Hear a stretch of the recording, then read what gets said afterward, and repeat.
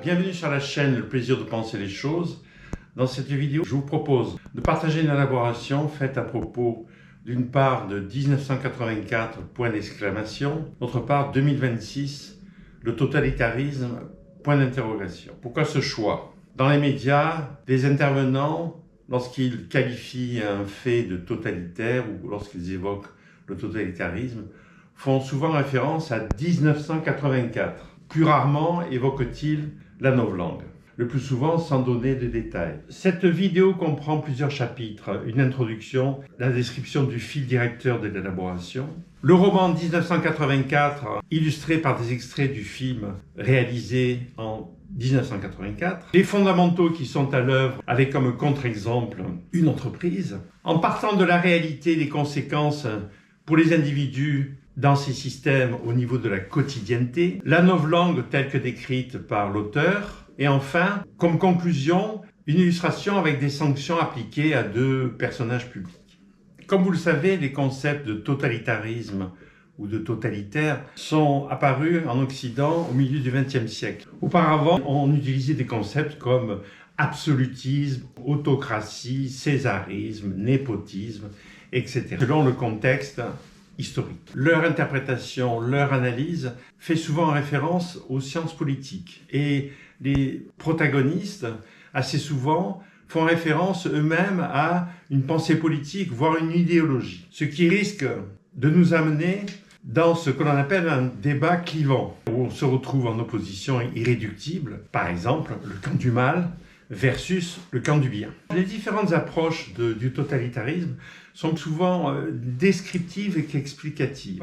On ne peut pas dans ce contexte ne pas convoquer Hannah Arendt, qui a brillamment élaboré à ce propos. Elle a en particulier dévoilé deux aspects qui me paraissent tout à fait pertinents. Le premier, c'est le fait que les protagonistes sont le plus souvent des individus médiocres, dans la moyenne, et qui eux-mêmes deviennent des criminels. Cette espèce de bureaucratie que l'on retrouve at large, comme on dit, dans des régimes totalitaires. D'une part, une démultiplication des structures administratives qui constituent un véritable labyrinthe bureaucratique, qui sont cloisonnées les unes par rapport aux autres, qui sont tentaculaires, tyranniques, et qui font barrage entre la population et le pouvoir. Une petite caste d'individus, comme dans 1984, intitulé « Le parti intérieur et le parti extérieur », qui eux-mêmes bénéficient de certains avantages auxquels le peuple n'a aucun accès. Alors, le fil directeur de cette élaboration est centré sur une suggestion,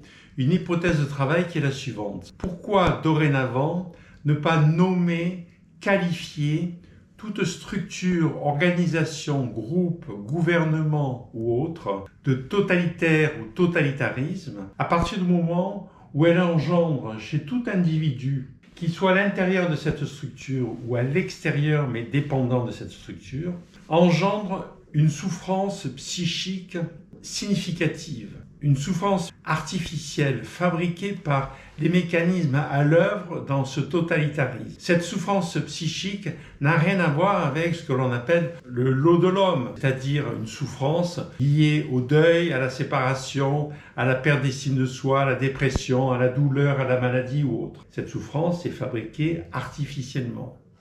Et l'individu qui vit cette souffrance ne peut pratiquement pas s'en départir, s'en protéger, s'y soustraire. Pourquoi cette hypothèse de travail? Tout simplement parce qu'il me paraît plus pertinent de partir de la réalité, comme par exemple la quotidienneté de l'individu qui est inscrit dans un système totalitaire.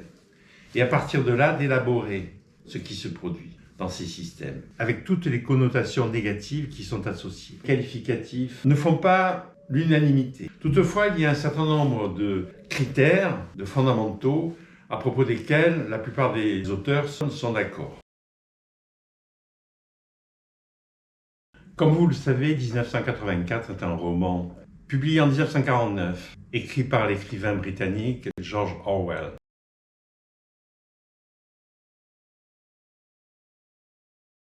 Alors dans ce livre, il y a en fait le roman lui-même et un appendice qui développe la notion de novlangue. Le personnage principal de ce roman est Winston Smith, qui vit à Londres en 1984. Il y aurait eu auparavant un conflit nucléaire entre plusieurs continents, et la Grande-Bretagne appartient à un continent intitulé Océania. Ce personnage vit dans une société totalitaire quasi caricaturale, où tous les ingrédients du totalitarisme sont réunis. La surveillance, la répression, l'orthodoxie, etc., etc.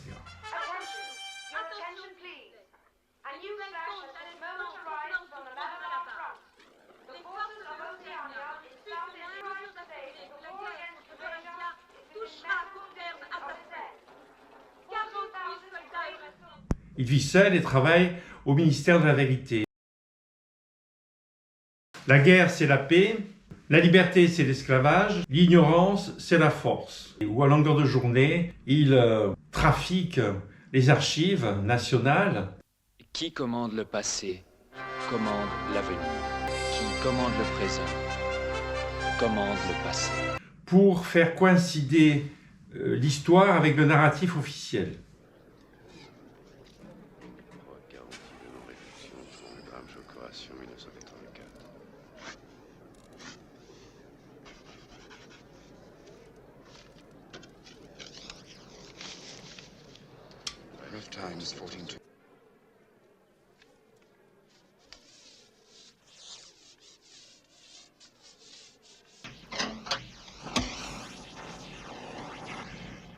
Donc il falsifie l'histoire. Il n'est pas intimement convaincu par l'idéologie officielle et commet deux infractions. La première, c'est de tenir un journal personnel. Donc... Pour détruire le cœur même de la classe dirigeante de l'Océania, Nestasia, alors qu'elle est en fait notre ennemi mortel. 4 avril 1984. Position de chef de planification.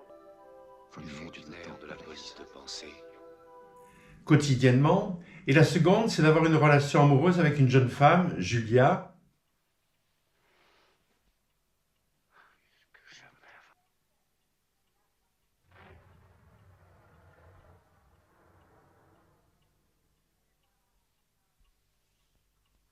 Avec laquelle il a des relations sexuelles, ce qui est interdit dans cette société, pour laquelle les relations sexuelles sont centrées sur la procréation, avec une interdiction de jouissance du côté féminin. Le couple est dénoncé, arrêté. Dire adieu maintenant. Dire adieu maintenant. Yes, propos. Here come the candles, the light in the bed, choppers to chop off your head.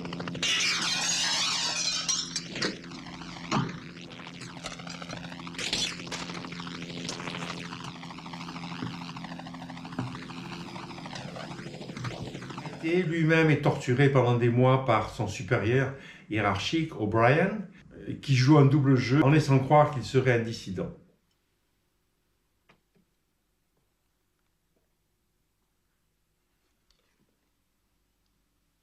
L'objet de ces tortures est en fait de reconditionner Winston, de le réadapter, qu'à nouveau il soit dans la doxa. You suffer from a defective memory.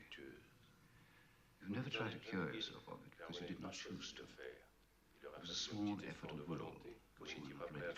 Ce qui aboutit, il est donc libéré et à ce moment-là se retrouve dans une espèce de déchéance sociale. Il sera donc exécuté par la police. Alors selon certains, l'auteur s'est inspiré en particulier d'un roman de science-fiction, moi-même lu étant adolescent, un roman russe de l'auteur Zamiatin, intitulé Nous autres. Il s'est d'ailleurs inspiré des systèmes de propagande en vigueur dans ces structures.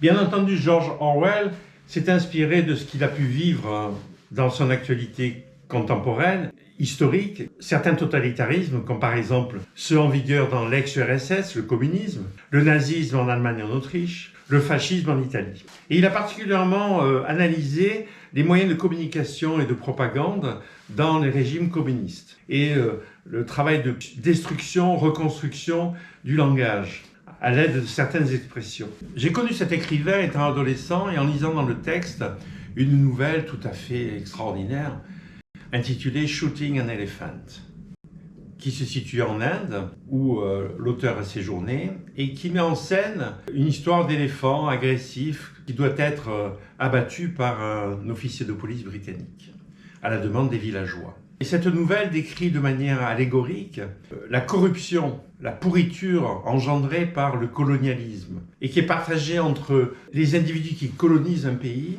et les individus du pays où ils sont colonisés. Le roman est adapté au cinéma dans les années 50, un film dans le registre science-fiction de qualité moyenne.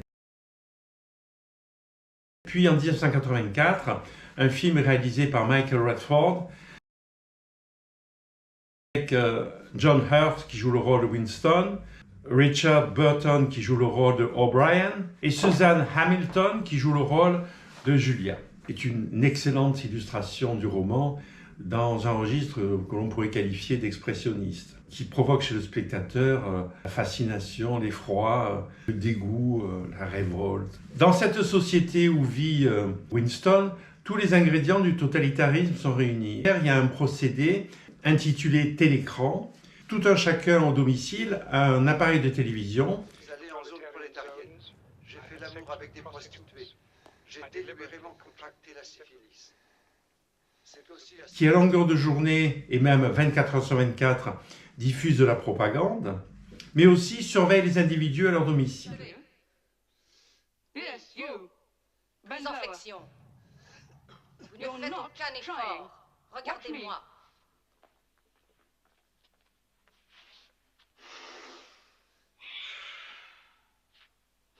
Alors, la société est composée de plusieurs strates. Au sommet, il y a Big Brother. Qui ont exprimé leur gratitude et leur joie. En l'honneur de la supra-réussite du 9e plan triennal. le parti intérieur avec 1% de la population, le parti extérieur auquel appartient Winston, près de 2% de la population, et le reste, presque 90%, est constitué d'un prolétariat, confiné dans la misère, dans la délinquance, l'alcoolisme, la prostitution.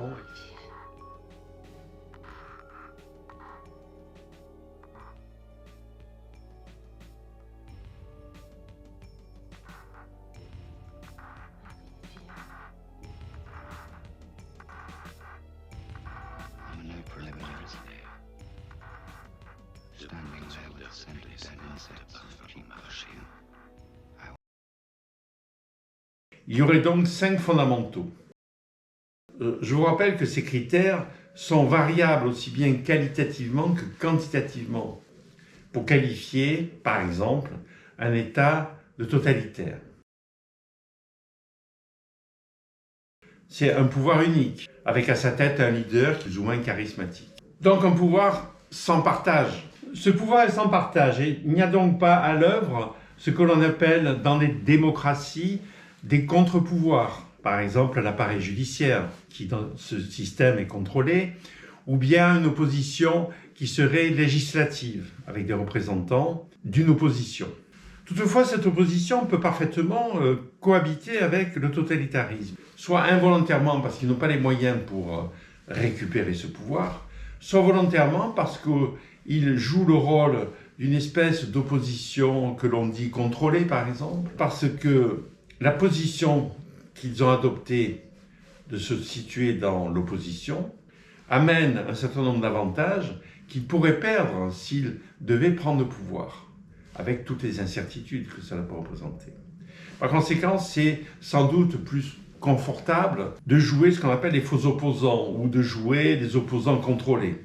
Cette fausse opposition renforce le pouvoir, tout simplement parce qu'elle permet de canaliser la haine, la colère, la révolte populaire. Et à ce moment-là, cette fausse opposition joue le rôle d'un paratonnerre. Le deuxième, c'est l'idéologie. Alors c'est une idéologie totalitaire. Chez nous, par pendaison et cartellement.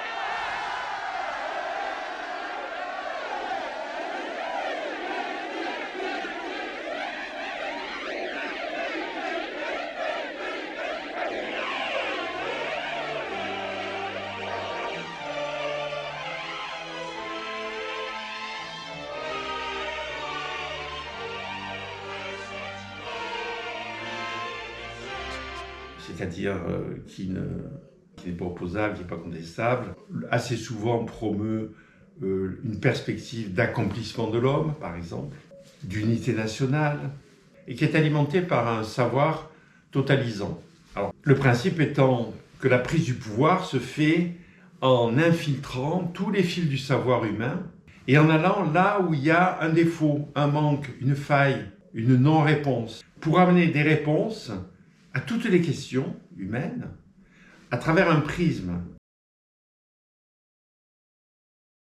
Le troisième, c'est la surveillance des populations associées à des systèmes de répression.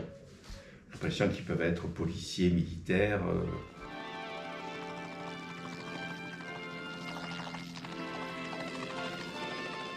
La censure peut être explicite, implicite, elle peut prendre toutes les formes possibles et imaginables.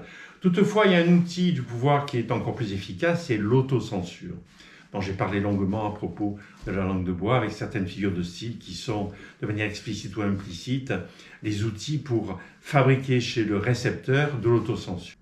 Et de ce fait, soumission, obéissance, loyauté, etc. Si l'on veut porter sa voix, à ce moment-là, on est aussitôt exposé. La surveillance de nos jours, il y a donc divers moyens de contrôle et de surveillance de ces systèmes de diffusion. Si, par exemple, dans cet état totalitaire, l'économie, elle, est contrôlée, il peut y avoir un inverse, c'est-à-dire le fait que des oligarchies, des multinationales peuvent tout à fait privatiser un espace public pour faire jouer le jeu de la libre concurrence, c'est-à-dire où il y a une libre circulation des individus, des personnes, des biens, etc. Donc un capitalisme d'État, ou un capitalisme de connivence, qui peut se substituer à une espèce d'économie étatisée, où tout est contrôlé. Un contrôle de la communication dite de masse, en particulier dans des médias qui sont populaires et qui peuvent accomplir ce travail de communication, de propagande. On parle de narratif, par exemple. Ce contrôle des moyens de communication a évolué, évidemment. Bien. À une époque, ça se résumait au cinéma, à la radio et à tout ce qui est de l'ordre de l'écrit, livres, journaux, etc. En apparence, c'était peut-être plus facile à contrôler. Traditionnellement, tous les mouvements de résistance ou de libération nationale, par exemple, ont emprunté l'écrit, qui était particulièrement difficile à contrôler. De nos jours, on a affaire de manière stratosphérique à toutes sortes de moyens de communication dans le registre numérique et qui, paradoxalement, sont plus faciles à contrôler, même si ça demande des moyens démesurés pour y aboutir. De nos jours, ce qui fait que si vous agissez, comme on dit, à ciel ouvert, vous pouvez être très rapidement repéré. Et beaucoup plus facilement que si vous circulez, comme on dit, sous le manteau, un petit document écrit qui appelle des personnes à se révolter, par exemple. Alors, selon ces critères, prenons un contre-exemple qui pourrait être un exemple. Une entreprise, et pour se situer dans le contemporain, comme on dit, une entreprise moyenne, technologique. On retrouve une direction unique, qui a tous les pouvoirs, avec un leader qui peut être charismatique. Rappelez-vous de Steve Jobs, qui, dans son entreprise, engendrait chez les employés parfois une espèce de religiosité. Alors, y a-t-il un contre-pouvoir? Oui, ce sont les actionnaires, les investisseurs. Ça n'est pas vraiment un contre-pouvoir, puisqu'ils ont, avec la direction, des objectifs communs, qui sont essentiellement un enrichissement. Et du côté des actionnaires, comme on dit en anglais, un refund, c'est-à-dire un retour sur investissement. L'idéologie, c'est le management, avec sa quincaillerie conceptuelle. J'ai eu l'occasion dans plusieurs vidéos précédentes de vous décrire cette quincaillerie et ses effets, en particulier délétères, chez les individus. Il est notoire que le management engendre une souffrance psychique significative et qui, de surcroît, a pour caractéristique d'être muette, puisque les protagonistes du management agissent de manière furtive. Des liens très importants sont faits avec la langue de bois. Je vous ai parlé par exemple de ce qu'on appelle le concept opérationnel, qui est un des outils les plus efficaces pour engendrer soumission, obéissance, loyauté, autocensure, etc.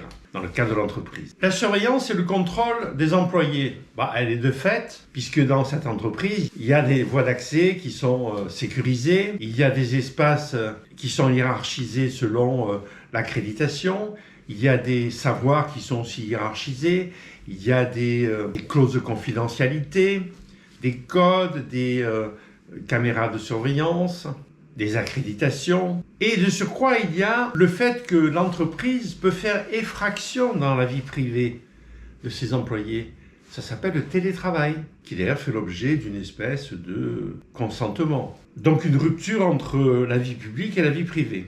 Une économie centralisée. Bon, vous me direz, ça fait partie de l'économie en vigueur, libérale, avec toute liberté de circulation des personnes, des biens, des capitaux, la liberté de contracter avec quiconque selon son consentement, etc., etc. Mais quand même un projet économique qui reste exclusif à la direction et qui n'est pas contestable. Le monopole de la communication, il est de fait, puisque toute entreprise dans ce type de commerce, les protagonistes de ces entreprises sont très préoccupés par l'image, par l'identité, par un narratif partagé avec le public, avec les clients, les usagers. Donc il y a un contrôle de la communication. Donc on pourrait de ce fait attribuer à toute entreprise des fondamentaux dans un registre qui serait totalitaire. Alors comme je vous l'ai mentionné, il faut partir de la réalité. Et cette réalité est inscrite dans une quotidienneté de l'individu qui est à l'intérieur d'un système totalitaire. Voici quelques éléments de cette quotidienneté dont certains sont assez difficiles à repérer. Bien entendu, chez les individus, des phénomènes de soumission, de loyauté, d'obéissance à des degrés divers, de consensus. Certains parlent d'esclavage consenti. Le pari faustien, tout le monde le connaît. Il s'agit d'un individu qui croise le diable, à qui il demande toutes sortes de faveurs, la beauté, la jeunesse, l'argent, la célébrité, qu'il obtient. Mais en échange, le diable lui dit « Dorénavant, tu m'appartiens ». Alors il y a un côté faustien dans le totalitarisme, puisque on prend possession des individus, de leur corps et aussi de leur esprit. Vous lui appartenez.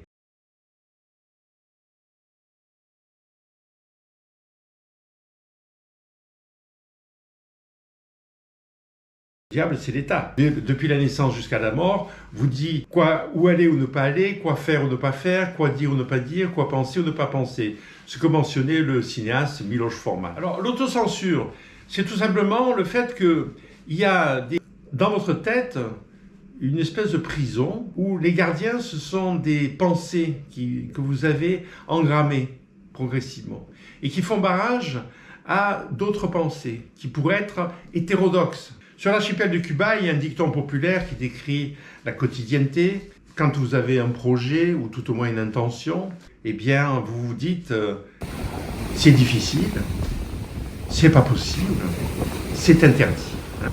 Un phénomène d'autocensure, c'est-à-dire des pensées qui font barrage. Et en supposant que vous ayez les moyens et les capacités de franchir ces obstacles, au moment où vous les aurez franchis, vous allez vous retrouver dans un nouveau paysage où il y aura d'autres obstacles dont vous ignorez l'existence, qui pourraient être en contradiction avec une idéologie. Le dicton dont je viens de vous parler, c'est une forme d'autocensure.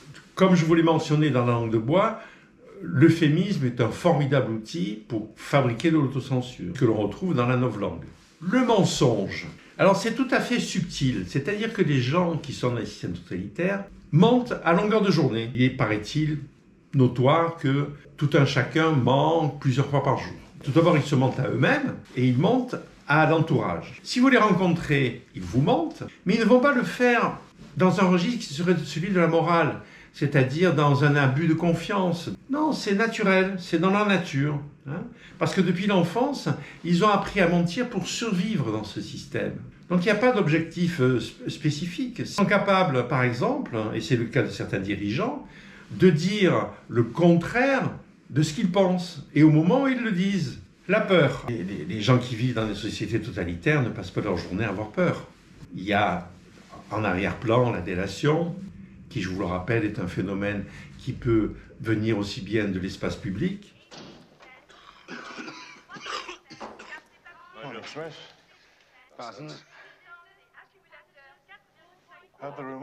C'est-à-dire un collègue de travail, un voisin, que de l'espace privé, à l'intérieur de la famille. Mais encore plus efficace, c'est ce dont j'ai parlé souvent, la peur d'avoir peur. Alors la peur d'avoir peur, c'est quoi? On peut l'illustrer dans le cinéma hollywoodien. Premier scénario, le héros rentre dans la forêt, rencontre un autochtone qui lui dit « Il y a des monstres dangereux, sanguinaires ». Le héros fait sa route, il rencontre des monstres et il se bat contre eux. Alors ça peut faire peur aux spectateurs. Deuxième scénario, le héros rentre dans la forêt, rencontre un autochtone qui lui dit « Nos ancêtres nous racontent qu'il y a dans la forêt un monstre, on ne sait pas à quoi il ressemble, il y a des gens qui ont disparu ». Il rentre dans la forêt et à ce moment-là, le moindre bruit inhabituel, la moindre ombre qui passe, engendre chez le spectateur la peur. C'est donc la peur d'avoir peur. La servitude volontaire, c'est un des mécanismes les plus fondamentaux du totalitarisme, qui ne peut pas s'exercer sans que les individus aient ce comportement. De quoi s'agit-il? Il s'agit tout simplement de renoncer à tout ou partie des libertés individuelles, à tout ou partie de votre propre indépendance. Et ce, afin de collaborer, de vous soumettre au système. Et les individus le font en plein consentement, volontairement. Ce n'est pas l'État qui les prive d'une partie de la liberté, c'est eux qui s'en dessaisissent. Voici un extrait du film qui illustre ceci. I'm voluntary here, see, I'm not committed. I don't have to stay here. I mean, I can go home anytime I want. You can go home anytime you want. That's You're it. bullshit. No, Randall. Le paradoxe vécu par McMurphy est qu'il est interné contre son gré alors qu'il est normal, au milieu d'individus qui sont fous et eux, hospitalisés volontaires. Aboutit au fait qu'il n'y a pas de limite entre l'espace public et l'espace privé. Et à ce propos, il y a une illustration qui est étonnante. C'est le fait que si vous-même, vous êtes à l'origine d'une réussite intellectuelle, sportive ou autre, une réussite personnelle, qui est le fruit de sacrifices, de discipline, d'intelligence, etc., eh bien, cette réussite ne vous appartient pas. Elle appartient à l'État, d'une part, et de surcroît, vous avez un tribut à payer. Parce que comme on est dans un système égalitariste, le fait que vous soyez au-dessus de la mêlée, comme on dit, engendre une dette. Le créancier, c'est l'État, mais c'est surtout le peuple. Un peuple qui s'est sacrifié pour que vous puissiez vous-même aboutir à cette réussite. Si vous devenez chirurgien, c'est le pauvre gars qui, à longueur de journée, coupe des cannes à sucre avec une machette en plein soleil. Vous la lui devez, cette réussite. La haine collective. Alors cette haine collective, elle est alimentée par le totalitarisme en étant dirigée vers un ennemi. Alors cet ennemi, le plus souvent, il est à l'extérieur du système. Ça peut être un pays, ça peut être un parti, ça peut être un individu. Vous connaissez l'adage hollywoodien, meilleur le méchant, meilleur le film. Adolf Hitler mentionnait le fait que lorsqu'il construisait un discours, qui pouvait durer 1 à 2 heures, de manière systématique, il inscrivait dans ce discours 1 à 2 phrases, avec les propos les plus stupides, les plus perfides, les plus dangereux, et il le faisait parce qu'il savait que ça pouvait améliorer le capital de sympathie du public, ce qui est paradoxal. Bien entendu, on sait à qui il s'adressait, puisque l'idéologie était centrée sur l'arianisation, l'anti-bolchevisme, etc.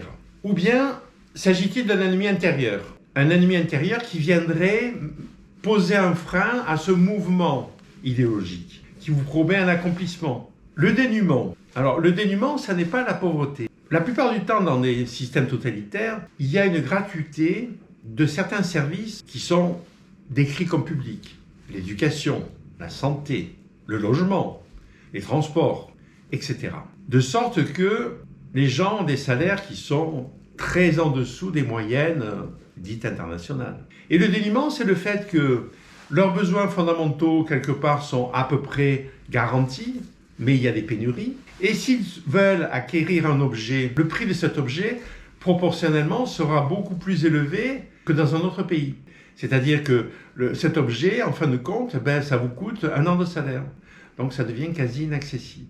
Alors voici un extrait du film qui illustre ce dénuement où McMurphy va mimer un reportage sportif en face d'une télévision qui est éteinte. Goes in the second, he's in there, he's safe! It's a double, he's in there, Martin. Look at Richardson, he's on second base. Koufax gets the signs from Roseboro, he kicks once, he pumps, he fires. It's a strike! Koufax's curveball is snapping off like a fucking firecracker. All right, here he comes for the next pitch. Tresh swings, it's a line fly ball, the deep left center.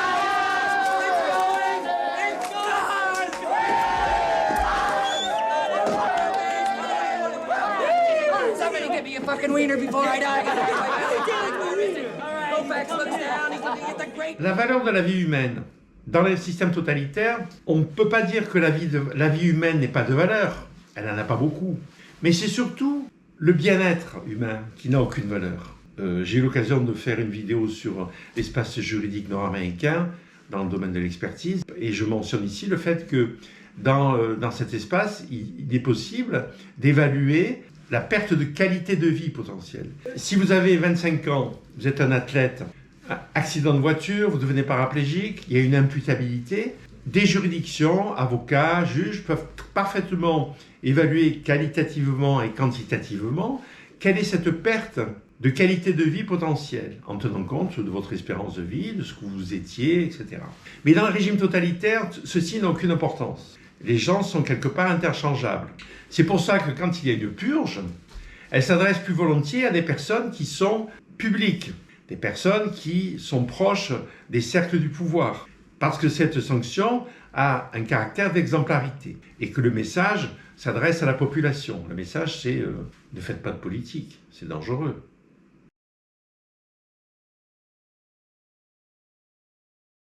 La novlangue, en anglais Newspeak. Donc ça constitue un appendice qui suit le roman 1984, où l'auteur élabore sur ce langage. Je n'ai pas la prétention de recycler ce qu'a écrit Orwell, un des plus grands auteurs britanniques. Je vous donne ici quelques pistes de réflexion. Tout d'abord, revenons à la réalité. C'est quoi l'objectif de ce novlangue? Puissance des ténèbres, et les larmes du graphite collaborent avec eux, peuvent être, et seront balayés. C'est tout simplement de priver les individus de tout moyen d'élaborer la réalité. Alors une réalité qui est extérieure, une réalité intérieure, avec tous les liens que l'on peut faire entre les deux. Dans la réalité intérieure, il y a bien entendu ce qu'on appelle la sphère émotionnelle. Ça fait référence à ce qu'on appelle le stock lexical. Le stock lexical, c'est un réservoir de mots que nous avons chacun individuellement, qui est limité, qui est définitif lorsqu'on est, je pense, adolescent, et qui nous permet de penser les choses et de nous exprimer. Il faut savoir que plus ce stock est pauvre qualitativement et quantitativement, et plus les individus ont tendance à raisonner à l'affect, c'est-à-dire à penser les choses avec des émotions de base. La haine, l'amour, la joie, la peur, la colère, etc. Et ces individus sont vulnérables à toute propagande, à tout formatage. Ils sont beaucoup plus faciles à programmer. Et quand je parle de stock lexical, en moyenne, dans la population, il serait de l'ordre de 3000 mots, par exemple. Bon. Mais si vous ne disposez que de 500 mots, vous pouvez parfaitement faire votre vie de tous les jours. Mais vous êtes très limité dans ce que je viens de vous dire, c'est-à-dire les capacités d'élaboration. Cet objectif a des conséquences réelles. Il s'agit bien de priver les individus de cet outil qui permet en particulier d'exercer la pensée critique et peut-être de réfléchir à propos de l'idéologie totalitaire. Mais on peut aller même jusqu'au fait que les gens n'ont même plus l'idée d'élaborer quelque chose. Le langage devient automatique, il est articulé ici et complètement déconnecté du cerveau. Tu n'as pas vu la 10e édition du dictionnaire Smith? Épaisse comme ça. La 11e sera encore moins épaisse. Oui, au fond, la révolution sera vraiment terminée quand la langue sera parfaite. Le secret, passer du traduire au pensée directe, et de là en réponse automatique. Pas besoin d'autodiscipline. La langue venant de là, pas de là. Et la réalité, en fait, c'est une réalité, celle qui est délivrée par les systèmes de propagande. Aboutir à l'impensé, à un vide chez les individus. Cette novlangue, en fait, a été élaborée pendant des décennies à partir de l'anglais classique, intitulé dans le livre « En 6 langues ». Donc ça a consisté tout simplement à effectuer une destruction de la langue, à la fois au plan syntaxique, et en particulier la grammaire, qui est complètement simpliste, hein, où par exemple un nom peut devenir adjectif, verbe, adverbe, etc., où il y a ce qu'on appelle la régularité aussi, ce qui a pour effet en particulier de supprimer toutes les nuances. La création de nouveaux mots, qui sont souvent des noms composés, avec des suffixes ou des préfixes. Comme par exemple, si je dis bon, et si je veux dire meilleur, je dirais plus bon. Et si je veux dire excellent, je dirais double plus bon. Et inversement, si je veux dire mauvais, je dirais un bon. J'ai aussi fait une vidéo à propos de M. Emmanuel Macron pour démontrer qu'il parle la langue de bois. La formule de refondation, refonder, à propos de toutes sortes de domaines. De même, Emmanuel Macron parle-t-il souvent de réinscrire, réinventer, réarticuler, etc. On doit réinventer ce travail, on le sent, parce qu'on est en train de réinventer, qu'il nous faut toujours réinventer. Réinventer cet espace de réinventer notre francophonie. Le continent africain est en train de se réinventer, où nous pouvons réinventer la réinvention. Et nous réinventer, moi le premier. Alors on retrouve ce genre de quincaillerie conceptuelle dans le management. J'avais donné l'exemple d'un individu à qui l'on demande de décomplexifier une situation, au lieu de lui demander de simplifier. En fin de compte, les individus dans cette société disposent de 3 types de vocabulaire. Le vocabulaire A, qui est un vocabulaire de la quotidienneté, qui permet de vivre sa vie quotidienne.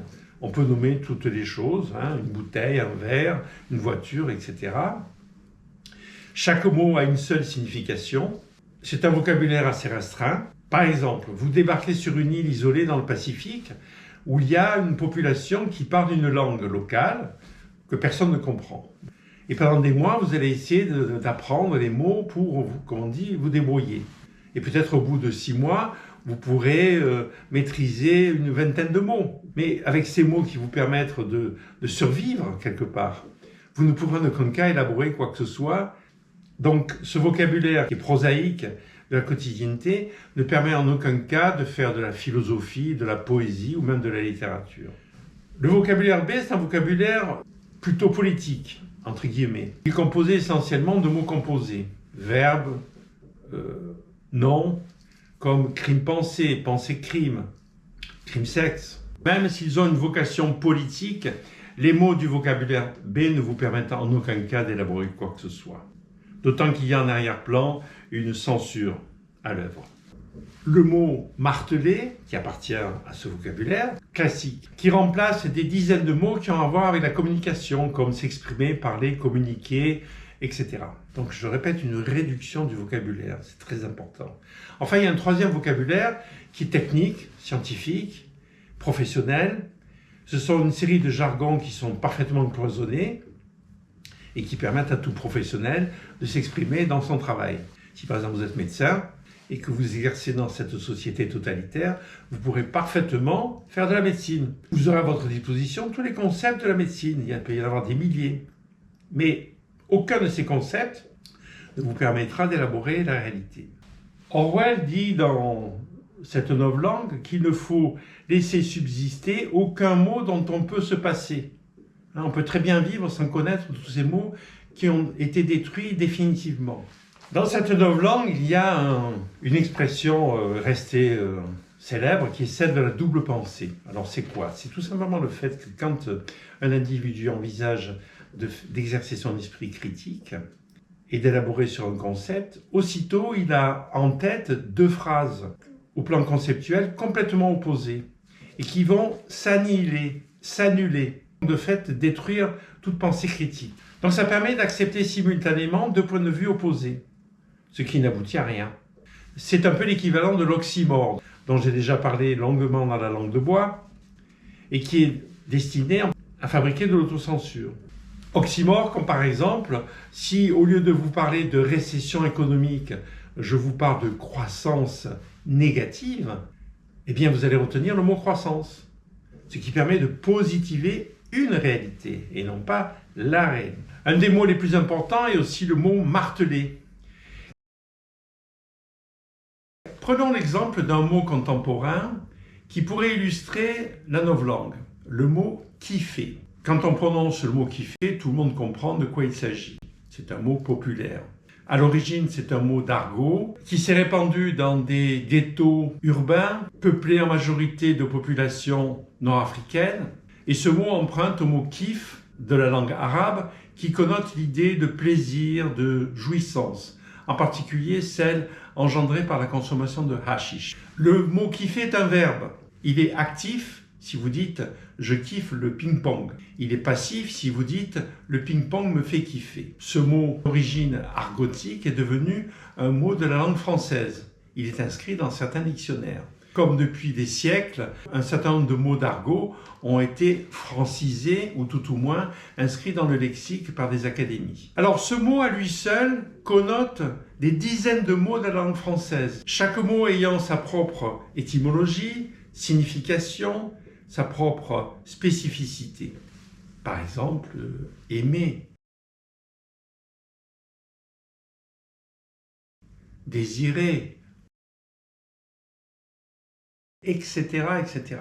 Donc ça correspond exactement au lexique du vocabulaire A, qui est celui de la quotidienneté et qui est particulièrement restreint et qui comporte quelques centaines de mots. Alors, ce comité de 9 langues? Le plus gros déchet, ce sont les adjectifs. Quelle belle chose que la destruction des mots. Un lexique de la quotidienneté, il faut détruire les mots. Et comme disait Orwell, ces mots, on peut très bien vivre sans les connaître. Ça compromet les capacités de jugement critique. Ça permet à toute organisation totalitaire de programmer, d'endoctriner, de formater un individu qui devient de ce fait plus vulnérable. Par exemple, vous regardez un film sur une chaîne de télévision, ce film vient d'être coupé par un spot publicitaire. Ce spot publicitaire sera d'autant plus efficace qu'au moment où vous êtes surpris, vous êtes anxieux.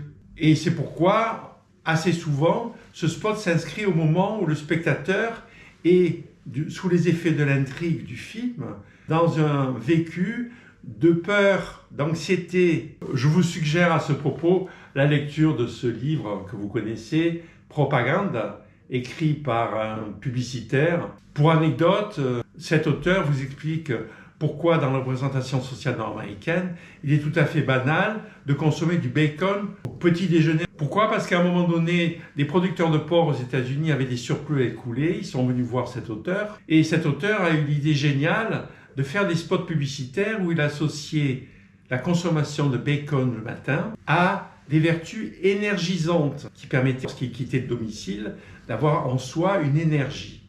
Donc le mot kiffer, comme le mot ouf, meuf, etc., peuvent parfaitement être utilisés dans la novlangue. Dans les mots que je viens de vous citer, on peut retrouver les phénomènes d'interchangeabilité au niveau de la grammaire. Où, par exemple, un nom peut devenir un verbe, un adjectif, un adverbe, etc. De manière toujours à restreindre le volume de vocabulaire.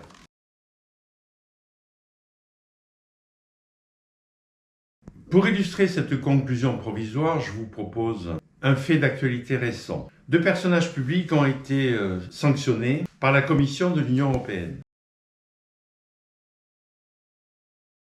en faisant référence à un décret qui a été mis en œuvre à compter de fait allusion à une vérité, probablement avec un arrière-plan idéologique. Pour aller au plus simple, ces 2 personnages sont sanctionnés pour avoir été dans ce qu'on pourrait appeler une hétérodoxie. Alors, tout ceci peut être qualifié de totalitaire. Tout d'abord, la sanction elle-même est appliquée hors de tout débat juridique. Il n'y a pas eu de procédure, il n'y a pas eu de concertation, de débat contradictoire. Ces sanctions qui sont, entre guillemets, lourdes, ont certainement des conséquences sur la quotidienneté de ces personnes. Et, raisonnablement, ont-elles engendré une souffrance psychique significative. Alors, on retrouve plusieurs caractéristiques, je le répète, du totalitarisme. En particulier, le fait que ces sanctions ne s'adressent pas aux cibles spécifiquement. Elles sont interchangeables. Le pouvoir aurait pu en choisir d'autres. Alors, l'efficacité dans la sanction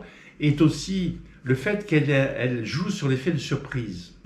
C'est ce que j'avais mentionné à propos de l'hyperbole. L'hyperbole, comme vous le savez, l'hyperbole est l'inverse de l'euphémisme. Et l'émetteur de la langue de bois utilise cette figure de style pour durcir une réalité, de déclencher chez le récepteur des émotions de base, et en particulier la peur. Pourquoi l'hyperbole ne peut fonctionner que si elle surprend le récepteur? Il y a souvent des juxtapositions de certains mots avec des suffixes et des préfixes comme ultra, hyper, méga.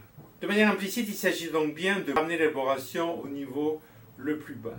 Comme par exemple raciste, fasciste. Figure de style qui est efficace, elle est rare dans le discours d'une part, et d'autre part si elle surprend la cible. Elle s'adresse à un public pour communiquer une exemplarité de la peine qui a un effet dissuasif. On ne peut pas ne pas évoquer la peur. Et en particulier ce dont j'ai parlé souvent, qui est la peur d'avoir peur. On ne peut pas ne pas évoquer le phénomène de purge, dont je vous ai déjà parlé précédemment. Ce qui fait aussi la force de ces sanctions, et qui incarne le pouvoir, c'est l'arbitraire, voire l'absurde. Arbitraire, puisque certains parlent de délit d'opinion. Plus la décision est arbitraire et a des côtés absurdes, et plus elle est efficace, paradoxalement. D'autant que les cibles, si elles veulent contre-attaquer, comment faire pour d'abord désigner un ennemi, puis le nommer? Si l'avant-plan, c'est le peuple qui vous punit, c'est quoi le peuple? D'autre part, on retrouve aussi, dans ce pouvoir totalitaire, le contrôle de la spatialité et de la temporalité. Alors la spatialité, c'est le bannissement, c'est-à-dire une espèce d'exil intérieur qui marque le contrôle de l'espace. À l'époque du fascisme en Italie, personnes réputées homosexuelles étaient sanctionnées par un confinamento. Ils les mettaient dans un bateau et ils étaient exilés sur une île en Méditerranée jusqu'à la fin des hostilités. C'est un bannissement. Deuxième contrôle, la temporalité. Pourquoi? Parce que cette sanction, elle arrive de manière inattendue. Les autorités auraient pu très bien l'appliquer il y a 6 mois, ou peut-être dans 2 ans. Ça n'a strictement rien à voir avec le niveau d'activité de ces individus, qui même, paradoxalement, auraient pu cesser toute activité, ils auraient quand même été sanctionnés. Il n'y a pas eu d'avertissement. Il n'y a pas eu de menace. Et je le répète, ils sont interchangeables. Le bannissement intérieur, je partage ici une anecdote personnelle. J'ai été moi-même l'objet de 2 confinements au Canada. La durée, c'est 15 jours. Dans un autre contexte de sport extrême, j'étais de retour d'une part du Mexique, d'autre part de Zanzibar et d'Éthiopie. Et donc, j'ai été confiné. Alors, c'est quoi le confinement? C'est maintien strict au domicile personnel. Pas de visite, pas de sortie. Visite inopinée des autorités policières quotidiennes, coup de téléphone inattendu des autorités sanitaires, etc. Donc je peux en toute modestie m'imaginer ce que cela peut représenter le bannissement. Ce n'était pas une sanction, c'était les effets d'un argument d'autorité, avec une intention sanitaire. Je n'ai jamais été contaminé par le virus Covid. Donc on retrouve dans cette sanction les éléments du totalitarisme. Si je fais allusion à ce que j'ai développé à propos de la réductio ad Hitlerum, la cible peut réagir à ces sanctions de 2 manières qui seraient opposées. De nos jours, on parle de posture. La première serait la repentance, c'est-à-dire un plaidoyer de circonstances atténuantes, une demande d'allègement, d'aménagement des sanctions.